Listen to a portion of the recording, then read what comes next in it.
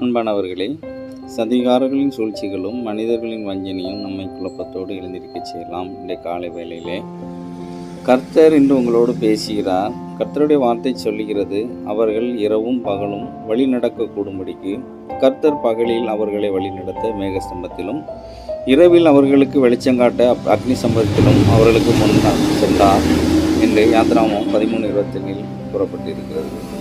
இன்று காலை கர்த்தர் உங்களுக்கு இந்த வார்த்தையின் மூலம் புதிய உத்வேகம் கொடுக்கிறார். அதாவது உங்களை அவர் கவனித்து கொண்டிருக்கிறார் என்பதற்கான சாட்சி இதுவே.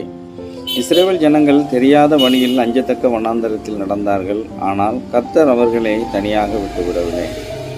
பகலிலே மேகஸ்தம்பம் என்பது வெப்பத்திலிருந்து பாதுகாப்பு, சரியான வழி நடத்துதல்.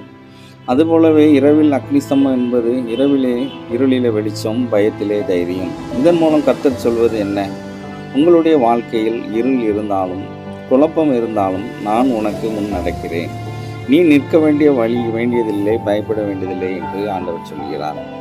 இன்னும் உங்களுடைய பகலுக்கு வழிகாட்டும் தேவனாய், உங்களுடைய இரவுக்கு வெளிச்சமான தேவனாய் கர்த்தர் உங்களுக்கு முன் செல்கிறார்.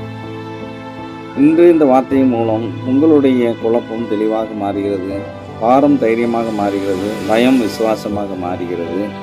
நம்பிக்கையோடு விசுவாசத்தோடு தொடருங்கள். கர்த்தர் உங்களை பாதுகாப்பார். ஆமென்.